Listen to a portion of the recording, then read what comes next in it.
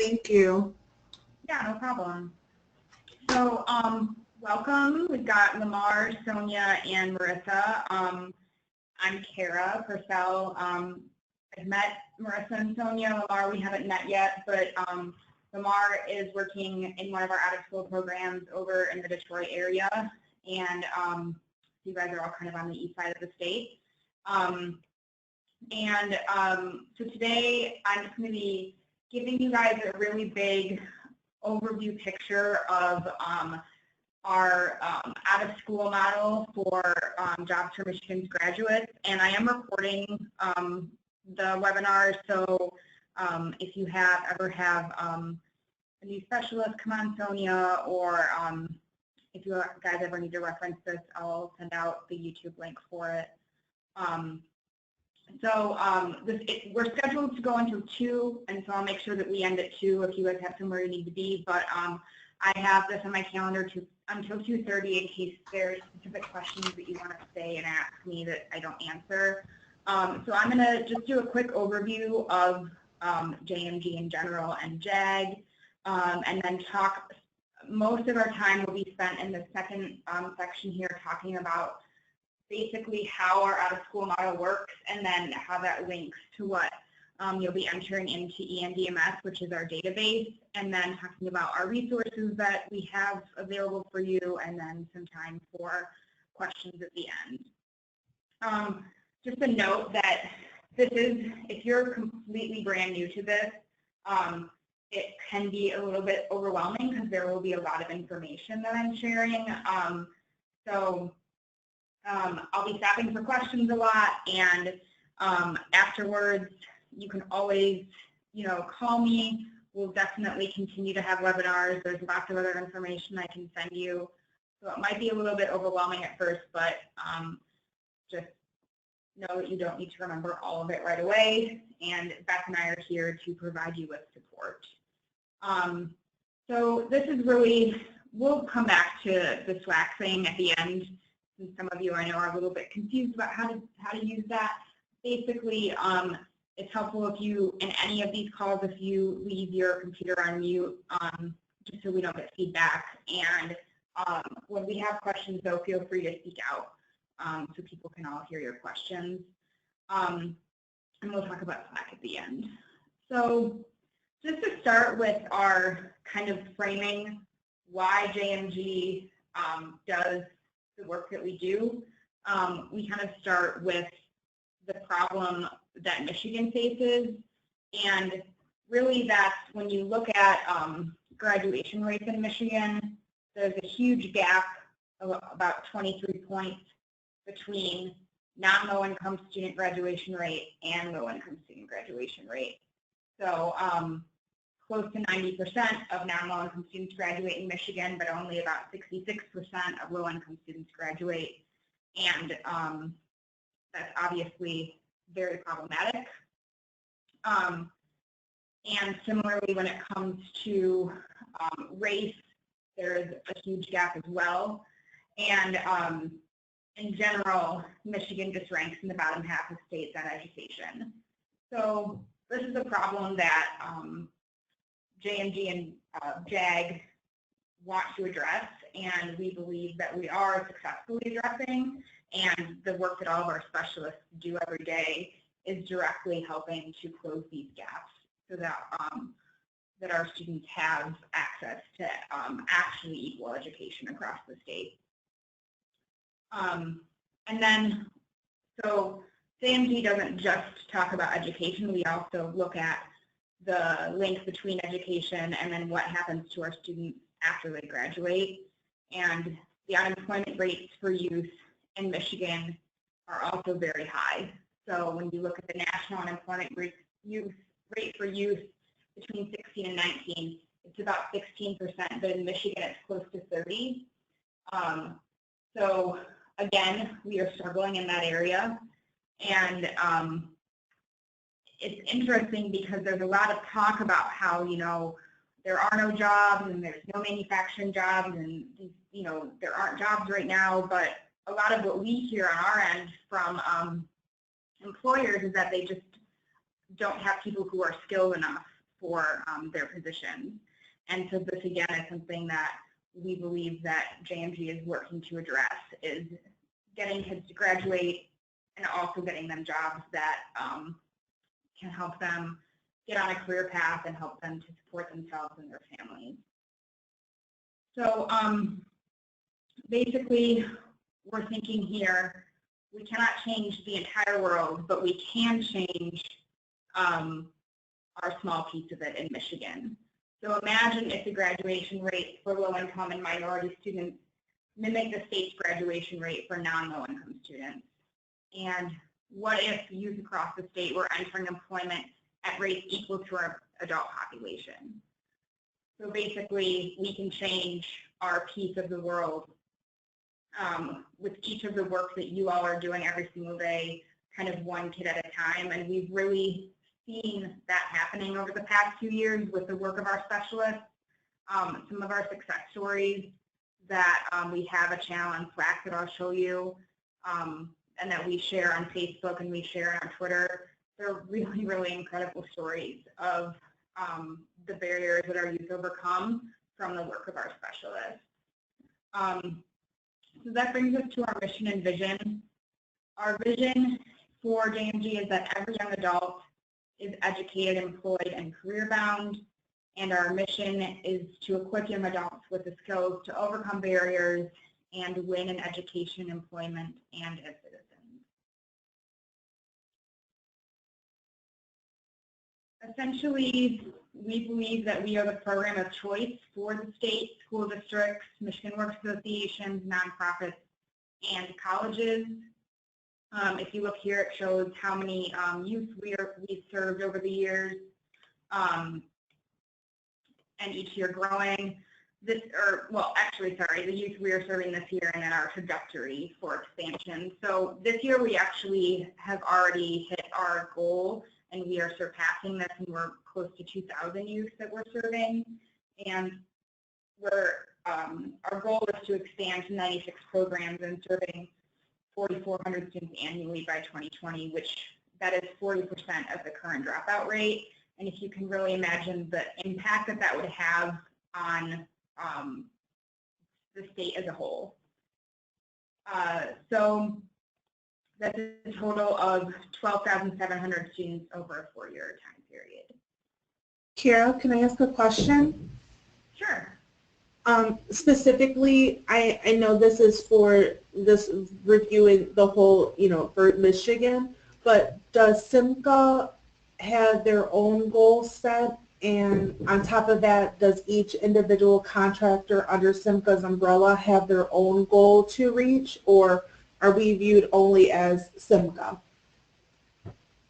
So for our purposes, you guys are viewed as, so each of our affiliates, so SIMCA or Capital Area Michigan Works or Detroit Employment Solutions, they each have an enrollment goal. So your enrollment goal, Sonia, would be tied into SIMCA's overall enrollment goal. Got it.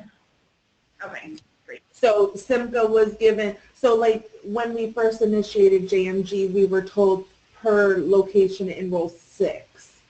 So is that like our own individual goal? Yeah, so that would have been determined, that was probably what Pat and Mahila determined, because what we determine is what each of our affiliates, what their enrollment numbers should be on a larger scale, and then we allow the managers and each affiliate to figure out how many of their individual sites, how much they should be enrolling.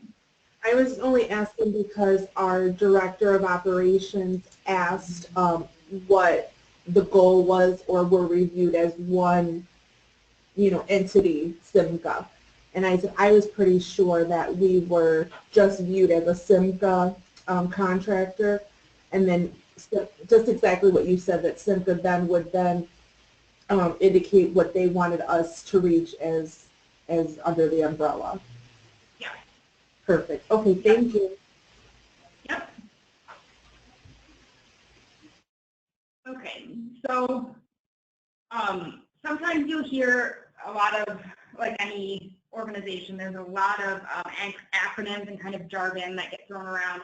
So JMG stands for Jobs for Michigan's Graduates, and JAG stands for Jobs for America's Graduates. We are an affiliate, a state-based affiliate of the national JAG organization.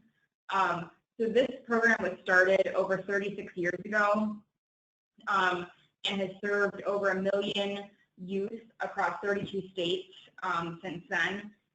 So it's one of the largest and most successful school-to-work systems. There's some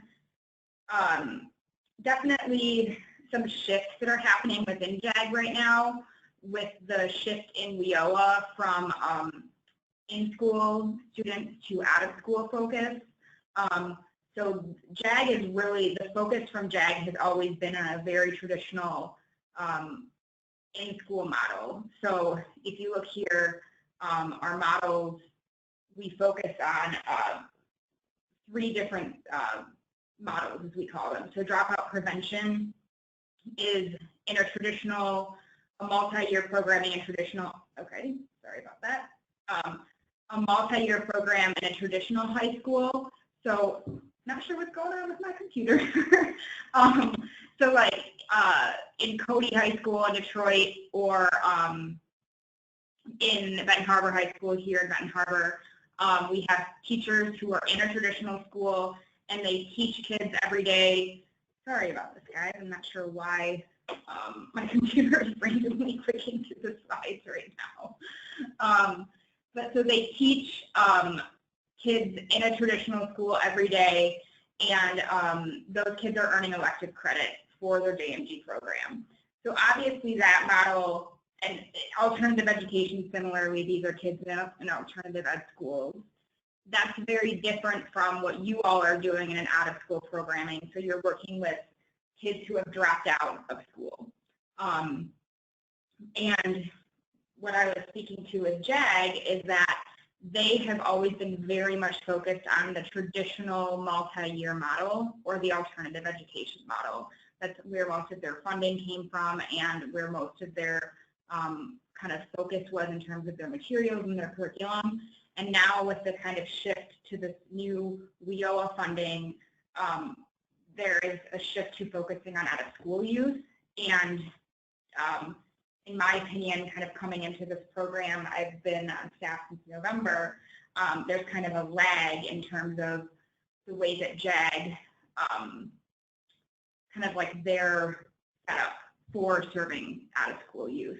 So we're doing the best that we can as a JMG team to help you all deliver services, even though JAG is, they're still kind of figuring things out the best that they can as well. So for our dropout recovery, mostly our specialists and managers are using local WIOA funding to serve 14 to 26-year-olds.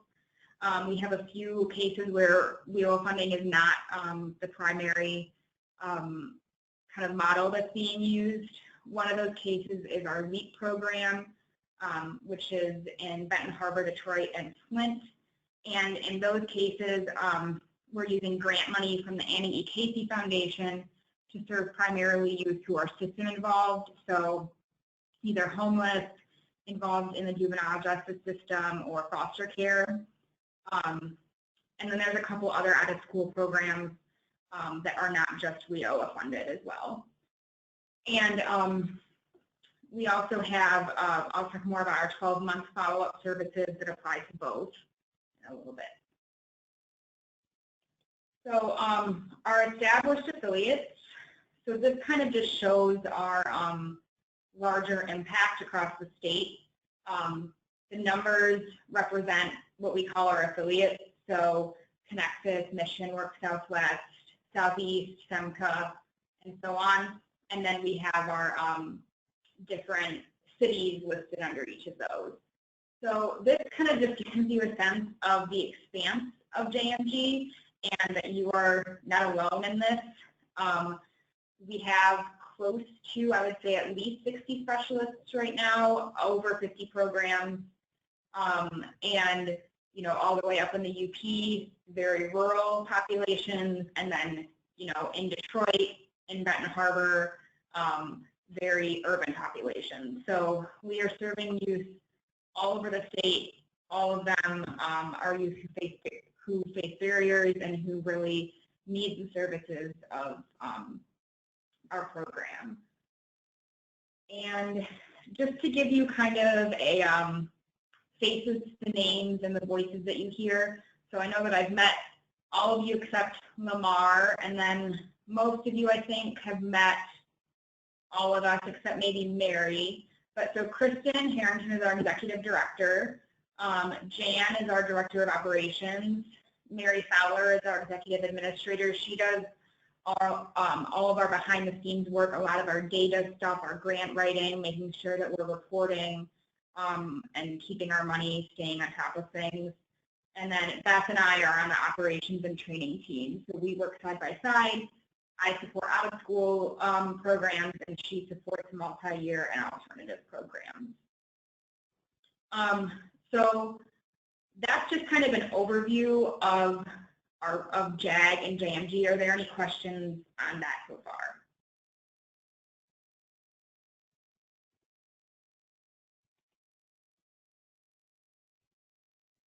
Okay, so now I'm going to kind of go into an overview of what the out-of-school model, what our services look like. In Slack and in an email, I sent you all this document that looks like this. And excuse me, I'll upload it to you later or show you where it's uploaded to Dropbox in a minute. But this is really something that I have tried to, I kind of created as someone who came in and was like, I don't really know anything about JMG either in November, and was like, if I was someone who knew nothing about it, this is kind of like a big picture of how out of school works. So there are essentially 5 main stages of the program. And we're going to really focus today talking on stage 3 and 4. But so stage 1, outreach and recruitment. Stage 2, an interview. Stage 3 is enrollment. Stage 4 is the active phase of the program. That's kind of JAG term is active. And stage 5, follow-up phase. So we're going to walk through each of these in a little bit of detail, but really focusing on these 2 phases because this is what you're going to be really responsible for, and that will be probably what will be different from WIOA. And then the follow-up stage is something that I'll give you an overview of what it is, but you don't need to really worry about that yet because you won't have students in that stage yet. So stage 1 and 2, the outreach and recruitment and the interview stage. This is going to really vary depending on your specific program, whether you were WIOA or not. But really, and also if you have to do outreach and recruitment, or if you were walking into what happens a lot of times, they're specialists and they already have a full caseload of kids. So essentially, this is the stage where youth are recruited. We compile this document just to kind of give people ideas of where they're recruiting from, some of the partner agencies that they can work with, and so on. Stage 2 is the interview. This is something that that I think is important because not all WIOA kids are going to be good fits for the JMG program. And this is something that as managers, or if you are a specialist, you'll want to be communicating together around, because it's really important that a youth has a good understanding of what kind of their commitment will be for the JMG program and what the JMG program is before you decide to enroll them into JMG. There isn't really any specific restrictions. If a kid is qualified for WIOA, they absolutely can be enrolled in JMG, but it's really kind of like a manager and specialist up to you guys to determine, is this youth a good fit?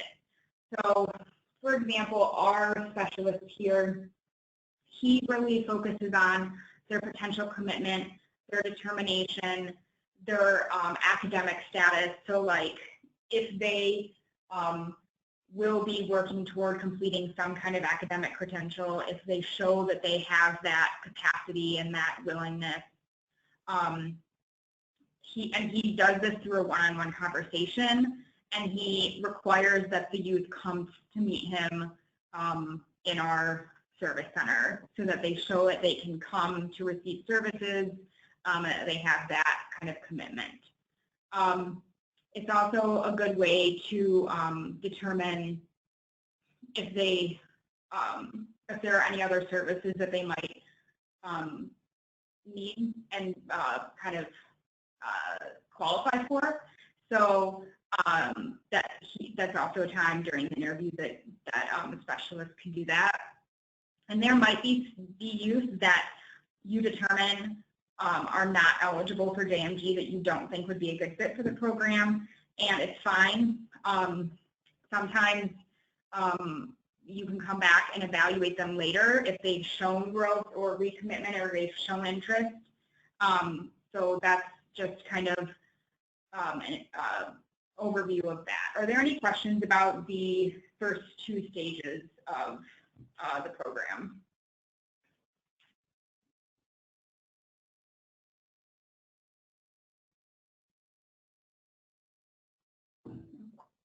Okay. So the third stage, and this is what we're going to kind of talk a little bit about today, is enrollment. Again, this is something that will be done in person. In this case, if a youth is already enrolled in WIOA, you can essentially use their WIOA enrollment form here, but there is a participant profile from JMG that you do need to have your youth sign, and there's information on there that I actually have never seen a WIOA enrollment form, so there, with a JMG participant profile, there might be questions on there that you need to get from the youth that you did not get when enrolling them in WIOA. So basically, this is a time when you'll walk through the enrollment form with them and fill it out. It's a great way to learn more about them, identify the barriers they're facing, this is the big thing, and identify any other services that they might need. Then what you're going to do is actually enter this information into ENDMS. So that is our, yes, so Sonia, great question. So this is the paper format that you're putting in ENDMS. And you don't have to write this in the paper form, but I did send you guys a link to where you'll be able to find the paper format of it. But let me just show you what that looks like really quickly. This is something that the participant does need to sign, and if they're under 18, I'm pretty sure that their parent or guardian needs to sign.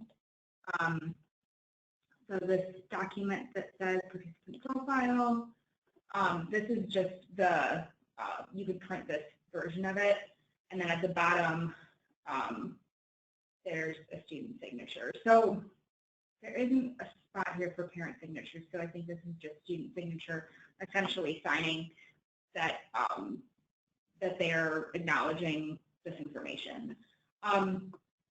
So you do not have to fill this out by paper. There's no reason, there's no like audit or any time that we would come and go through this information. It's just that some people like to fill it out, kind of like sit down with the student, fill out this form, and then take it and enter it into the computer system later.